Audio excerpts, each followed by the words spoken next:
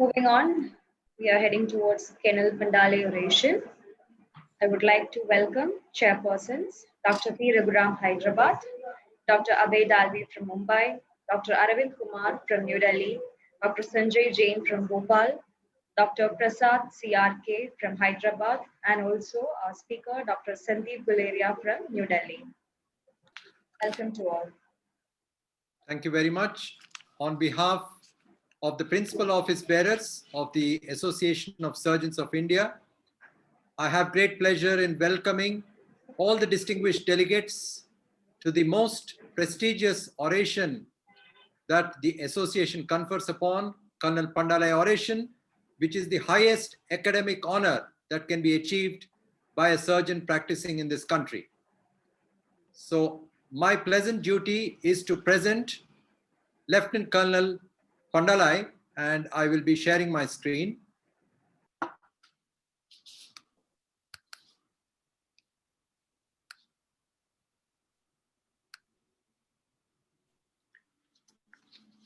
Lieutenant Colonel Krishnan Gopinath Pandalai was born on 20th of May 1885 at Malivikkara near Travancore in Kerala. He was born to Lakshmi Pandalai and Rajaraja Varma of the royal family of Mavelikara. Dr. Pandalai had his early education in the high school of Mavelikara and later moved to Trivandrum for his college education. He then joined the Madras Medical College and obtained MBBS in 1909, distinguishing himself as one of the most promising students. He then went to the United Kingdom and joined the Middlesex Hospital and completed the conjoint diploma MRCS and LRCP and entered the Indian Medical Service by open competition in 1911. He was in active service during World War I in East Africa. Subsequently, he returned again to the United Kingdom and obtained his FRCS from the Royal College of Surgeons of England. On his return from the United Kingdom, he was posted in the military hospital currently known as the Air Force Command Hospital in Bangalore. In 1920, he was the first Indian IMS officer to serve at the Madras General Hospital and with conjoint duties of professor at Madras Medical College. He was the very first and only Indian officer in the IMS cadre among his colleagues of British origin, and needless to say, had to face a number of impediments typical of the pre-independence colonial British rule. In the beginning, he was posted as Professor of Natural Science and the third surgeon there.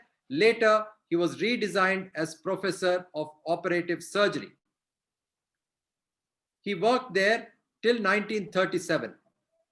He was the superintendent of the General Hospital from 1932 to 1937. After his retirement, he went on a tour to Europe and USA for continued learning. He was very well known as a very distinguished surgeon, particularly in the area of upper GI surgery, and he was calm, collected, very meticulous in his technique, and it was a delight to watch him operate. And at that time, he had the highest number of gastric surgery cases which were performed in the country, and it was very well known. Teaching was his passion. He was the organizing secretary at the Indian Science Congress in Madras, which was held in 1927. It was at that time that a thought came to his mind that association of Indian surgeons must be formed. And since then, he has been nurturing that idea. And then an opportunity came by in 1937, where he was the chairman of the reception committee of the Indian Medical Association conference, which was held in Madras. And that is when the Association of Surgeons of India was born in October 1938. Colonel Pandalai was the founder president of the association for 2 years, and subsequently he passed away on the 5th of February 1960. He was married to Srimati Kamala, and their only daughter Radha Devi was married to Prince Marthanda of Travancore. Two of his brothers, Justice Krishnan Pandalai and Justice Shankaran Pandalai, served the Madras High Court. The Association of Surgeons of India has borrowed his memory by instituting the most prestigious oration of the association, the Pandalai Oration, in 1961. Thank you very much, ladies and gentlemen. And I now invite Dr. Sanjay Jain to present the Colonel Pandalai Orator for 2020. Thank you, Dr. Raghuram. Arvind has come. Okay, when Arvind sir has joined. Okay. May I request Dr. Arvind Kumar, to kindly read yeah, this we were statement. looking for you. You didn't join, so you're happy to present? Yeah. So thank you very much. It's an honor for me to be presenting before you Professor Sandeep Guleria for the Colonel Pandalai Oration. Professor Sandeep Guleria is a senior consultant transplant surgeon at the Indraprasth Apollo Hospital, New Delhi, and commands one of the busiest renal transplant programs in the world. He was previously Professor of Surgery and Chief of Renal Transplantation at the All India Institute of Medical Sciences, New Delhi. Dr. Guleria did his MBBS from the University of Delhi with gold medal in surgery, obtained his master's in surgery from the All India Institute of Medical Sciences. He was trained further in transplantation in the United Kingdom and went on to become a consultant surgeon at St. James University Hospital, Leeds, the largest teaching hospital in Europe, which has a busy live donor renal transplant program. Dr. Guleria holds the fellowship of all the 3 English and Scottish Royal Colleges. He is amongst the few surgeons in the world who has been awarded an honorary fellowship of the Royal College of Physicians of Edinburgh. He is credited with having done the first 2 successful kidney pancreas transplants in the subcontinent. He was invited by the government of Nepal to set up a live donor transplant program at the Bir Hospital in Kathmandu, and he mentored renal transplant programs in Almaty, Dehradun, Ludhiana, and Guwahati. He's been the past secretary of the Indian Society of Organ Transplantation, as well as a member of the Ethics Committee of the Transplantation Society. He is the current co-editor of Indian Journal of Transplantation and the current president of Indian Society of Organ Transplantation. He's published more than 140 papers in index journals and has written chapters in 12 books and has been awarded a large number of orations across the country. He is the recipient of numerous awards. He was awarded the Luminary Award by the IMA in 2007. In 2008, the Indian Medical Association awarded him the Exemplary Contribution Award. 2011, he got the Himachal Jagrati Manch Award as Himachal Gaurav.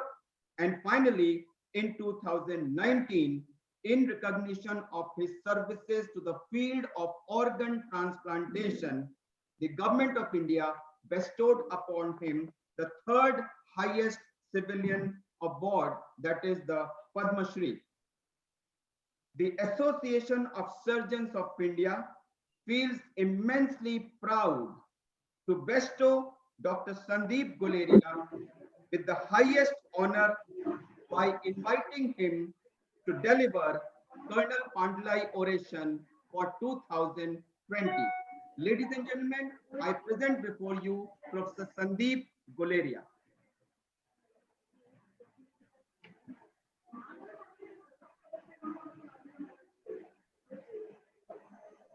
Thank you.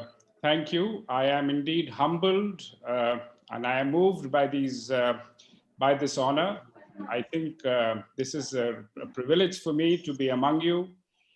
And it's an honor that I will always be obliged to and indebted to the Association of Surgeons of India. I'm going to spend the next 30 minutes speaking about my association with transplantation and how over the last 30 years it has moved on and progressed to such an extent that it is currently available in so many cities in this great country.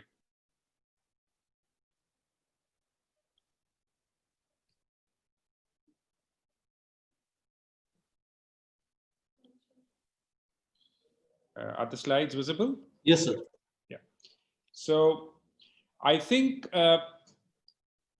what one must understand is that transplantation of organs in the human body represents an absolutely notable advance in medical science. In fact, before minimal invasive surgery came, it was the branch to do. It also has more Nobel laureates than any other branch of surgery currently. It also, however, presents great ethical, legal, social, and medical problems of acute complexity.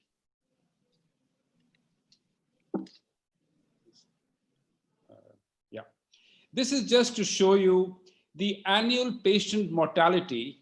That is, if you take 100 patients and you put them on dialysis, and you take 100 patients and you transplant them, and you look at them later, on dialysis, maybe after 10 years, only 15 will be alive. After a transplant, about 75 of them will be alive. So transplantation is cheaper, gives you a survival advantage, and gives you a better quality of life. The problem in transplantation in this country is that you need a donor. And the donor is the most important person because you have to be sure that someone who is giving his kidney out of love and affection does not or suffer any problem. There is this international group called the Kidney Diseases Improving Global Outcomes, or called KDIGO, which we were a part of in 2017. And in 2017, we looked at all the data available till 2017. This was a group of 17 people. We looked at how we should look at our donors, how we should evaluate them, what tests we should do, and how we should be sure that the donor suffers absolutely no problem should he give a kidney to somebody he loves. This was later on published in Transplantation, the #1 journal for transplants, and is currently rated as one of the most highly downloaded articles as to how a center should evaluate its donors. I was privileged to be a part of this group. But I think the most important part in transplantation is to respect patients as individuals, honor their preferences in medical care. We should be duty bound to acknowledge patient autonomy. And in no other branch of medicine is a healthy person undergoing a surgery to help someone he lives is this more important. We must remember both the donor and the recipient are not cases, but fellow human beings. And we must tell both the donor and the recipient they have the liberty to choose. They must be made aware of all options and consequences. This is an informed decision. A number of people are not happy to take kidneys from people. A number of donors are not happy to give.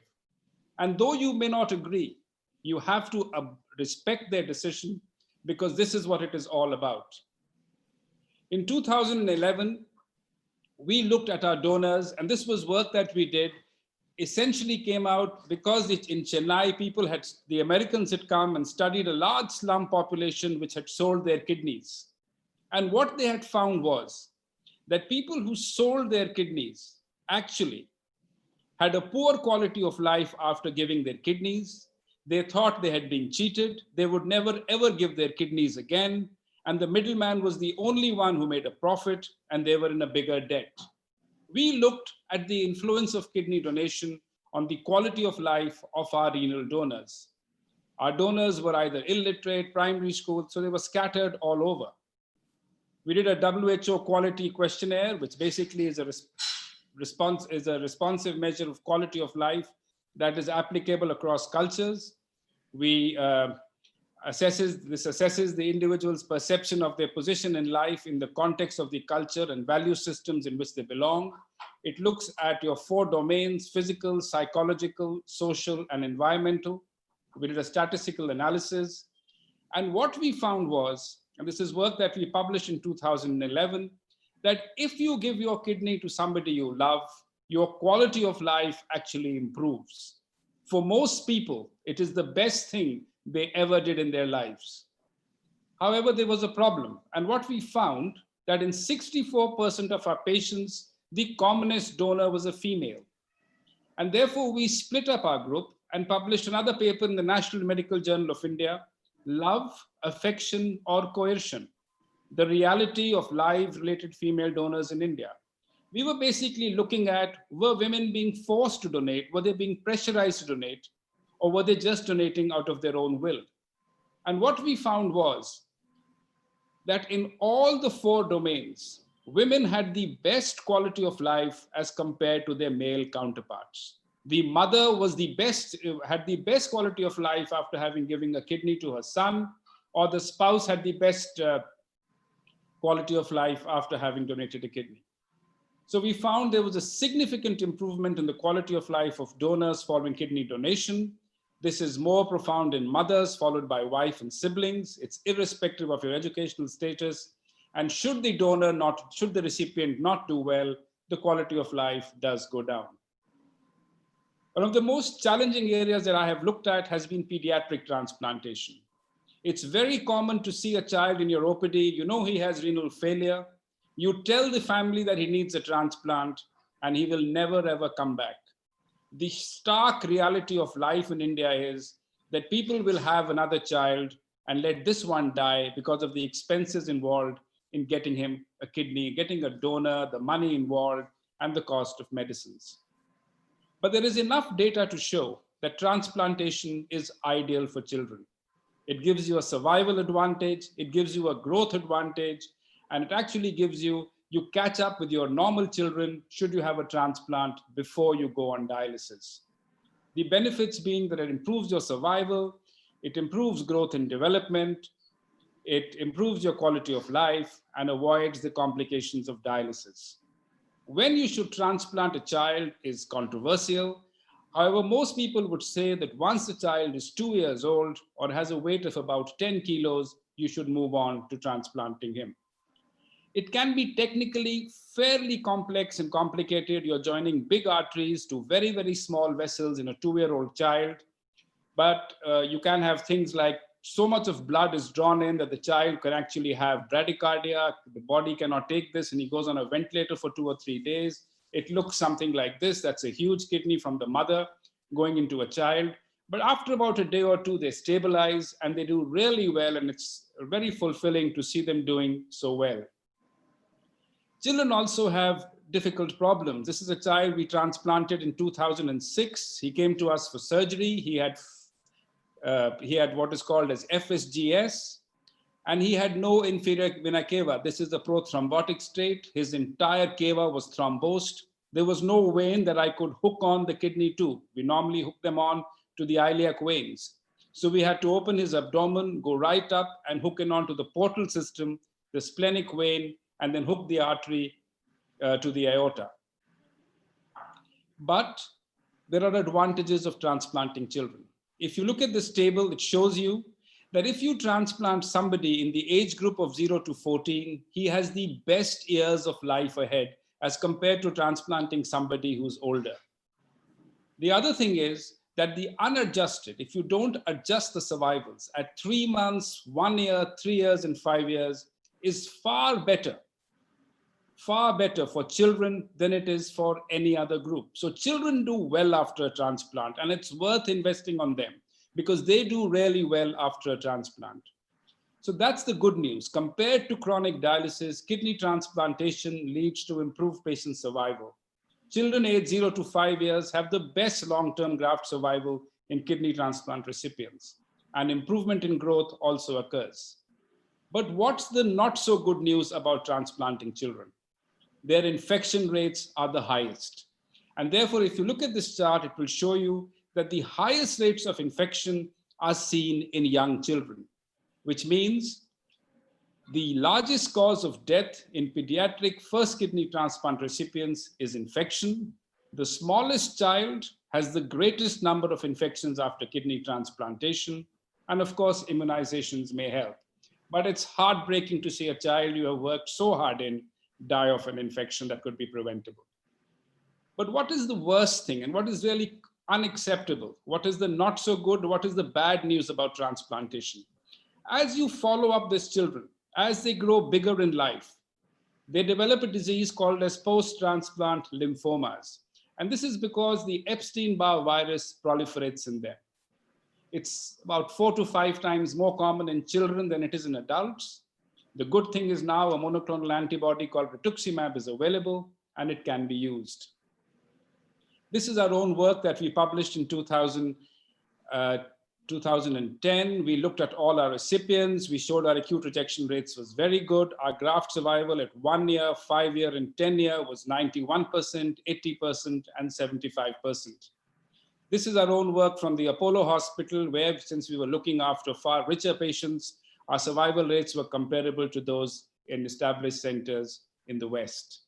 But it is fulfilling. This is a doctor couple, a young lady who gave a kidney to her son, a lady who came to us from Uzbekistan, gave a kidney to her son. And this is a child I never forget doing so well, baby Saroy, who had a congenital disease. His mother gave him his left lobe of the liver. We transplanted the kidney. He recently sent me a video of him dancing, and it's really heartwarming to see how his life has been changed. Or another patient who came to us from Sudan who had oxalosis. Oxalosis, as I'm sure you must be aware, the defect is in the liver.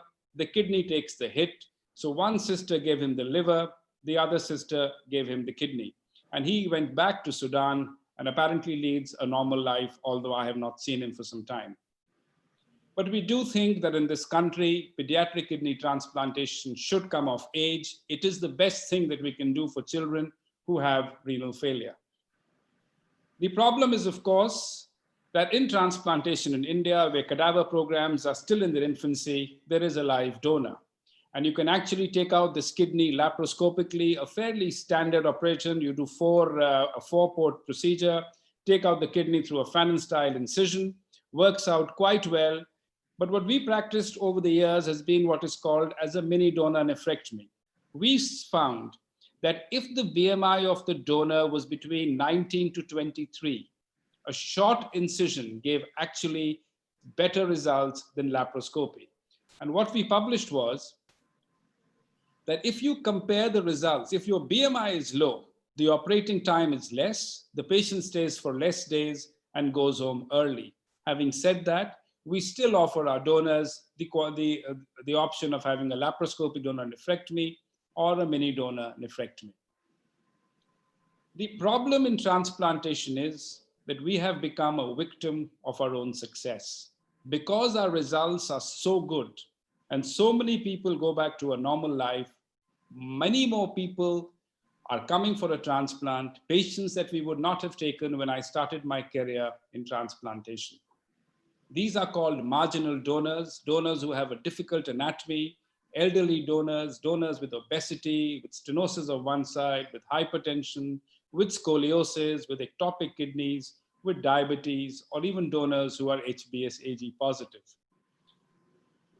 This is a donor who has 3 renal arteries. In 1990, I would have said, sorry, it doesn't look like we can join you.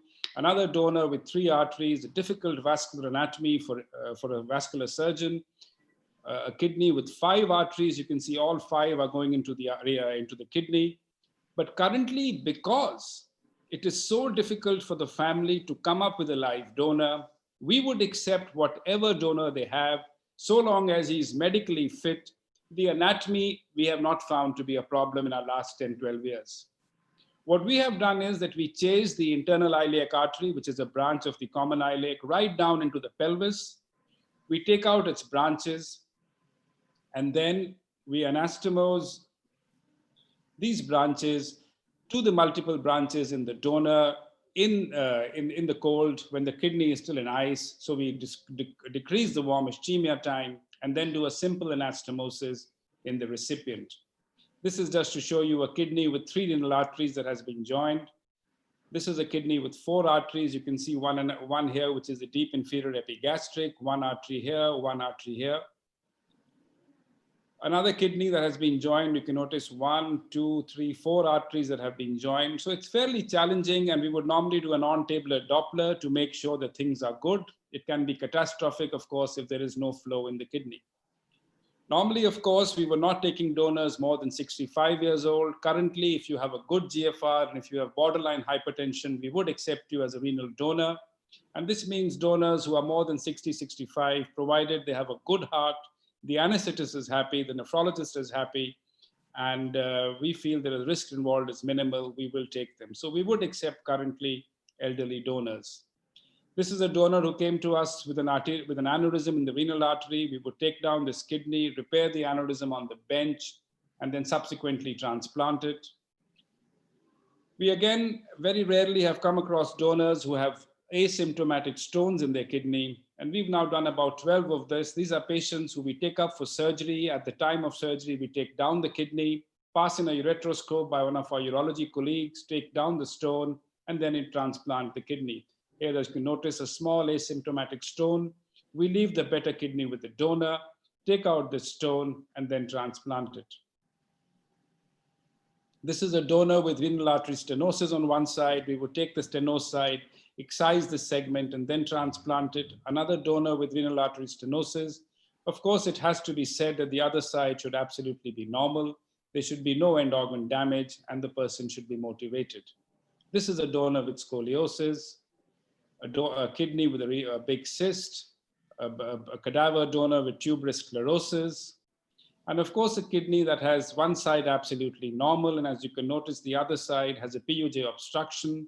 We would take down this kidney like we did and do a bench pyeloplasty and subsequently transplant it into the recipient. We have had some cases like the only person available was the wife, and we took her up as the donor, but found that she had a horseshoe kidney. This is the kidney that we found. You can notice the isthmus is fused in the middle. That's the isthmus fused. The problem with the horseshoe is that you have to see how thick the isthmus is, the number of arteries that are supplying the kidney, because they have multiple arteries, and of course make out whether it is technically feasible or not to do a transplant. This is what we took out. That's where the isthmus was. We had 1, 2 arteries. That was the vein, but we were able to transplant this successfully, and the patient went back to a near normal quality of life. These are fused kidneys, as you can notice. Again, we separated them and were able to transplant them. Technical complications do occur. The big catastrophe is, like I said, the vascular complications, which can vary from 1 to 10%. They may occur at any time, and we would really do a non-table Doppler if we were not happy with our vascular anastomosis. This is a patient who has a renal artery kinking. We had a good cardiologist who was able to pass a stent, and as you can see on the opposite picture, he was able to clear out the kink completely. Sometimes the patient can't afford a stent, in which case we had to go in and do an end-to-side anastomosis of the external iliac artery, taking down the kink. Again, a transplanted kidney with an aneurysm, because it was not harvested well. We were again able to excise this aneurysm and rotate the internal iliac artery and join it. This can be fairly difficult, and rarely you can actually end up losing the kidney. One of our biggest problems, if you have a bad rejection currently, is about 1% of patients you will have a rupture of the kidney. This can present as hypotension, pain, and bleeding. And as you can notice, this is a rupture that you can see that has been bleeding because of rejection, and how we managed to repair it by putting Surgicel and have managed to repair the rupture. We have been able to salvage all our kidneys. However, if the rupture is because of the renal vein thrombosis, then you have no other option but to do a graft nephrectomy. Sometimes you have a pediatric donor, the kidneys are too small, you don't have a pediatric recipient, and you can actually end up putting both the kidneys in a single recipient. As you can see here, both kidneys have been put in a single adult recipient.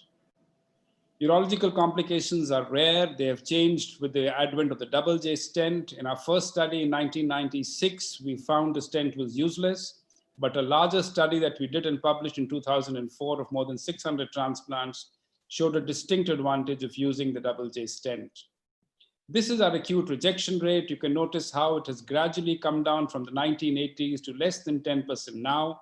Currently, less than 10% of our kidneys will have an acute rejection in the first 12 months following the transplant.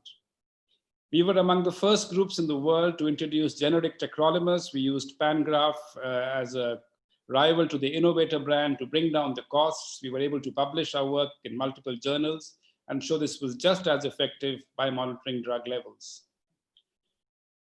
Our problem, of course, has been getting donors who are compatible. And of course, a swap transplant has been one of the ways that we could proceed ahead. If you have a donor who's not compatible, maybe you could give it to a recipient too and take the donor from that recipient. We did publish our guidelines from this in the Indian Journal of Nephrology. And currently we are working towards getting a paired donor registry made so that more and more people can come up to donate kidneys. We offer a vibrant ABO incompatible program. This has only started in the last 3 or 4 years, where we use a mixture of plasmapheresis and glycosorb. But what we have found is that your rejection rates are higher. And of course, the graft survival is poorer as compared to an ABO compatible transplant. We looked at about 1,500 patients of ours to see what was the cause of death in this part of the world. In the Western Hemisphere, the commonest cause of death is cardiac.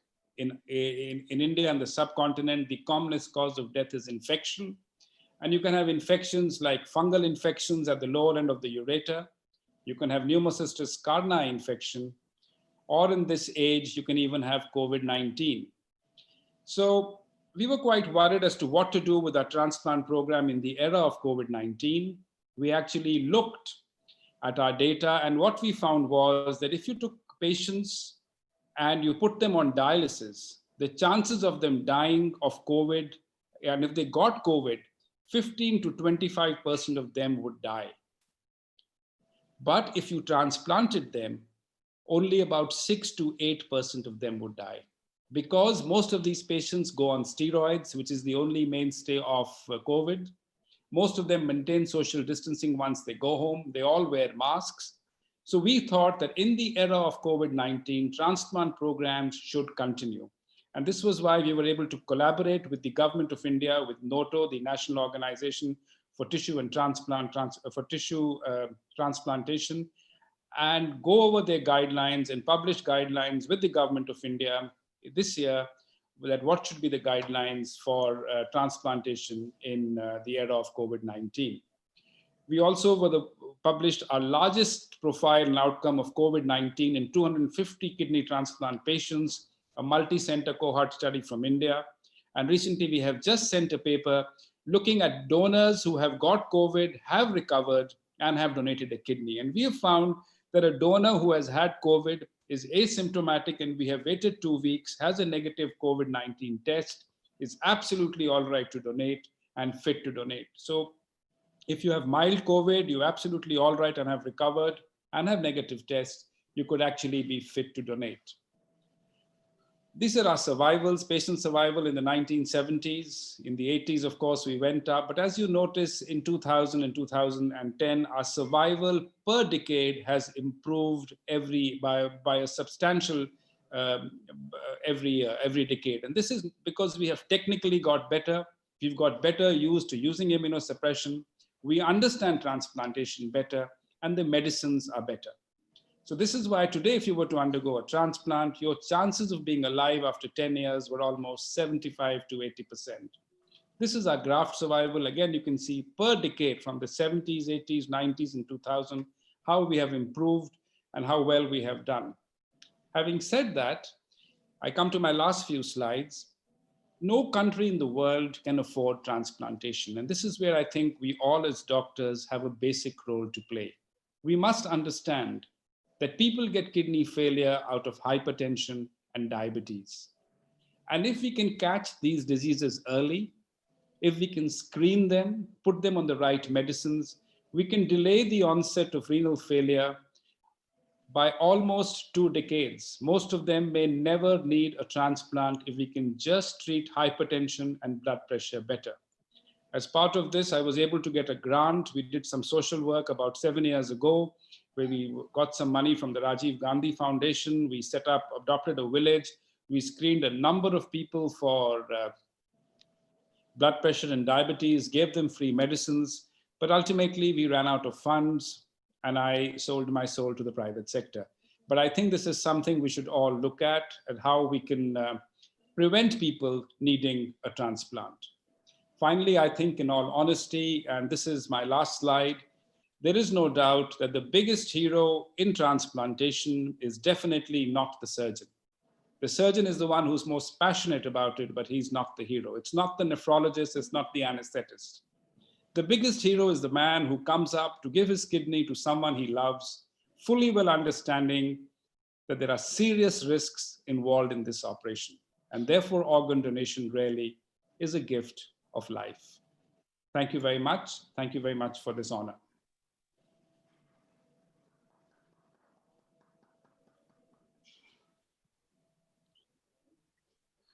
Thank you, Dr. Sandeep.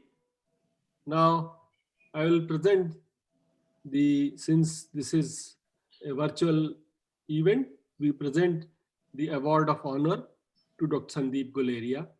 Thank And you. may I read it out? President and the members of the Executive Committee of the Association of Surgeons of India are delighted to present the award of honor to Dr. Sandeep Guleria, New Delhi, for having delivered the Col Pandalai Oration of 2020 on renal transplantation, pushing the frontiers at virtual ASICON 2020 on 17th of December 2020.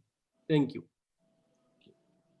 Thank you so much, Dr. Sandeep Guleria, and also all the chairpersons.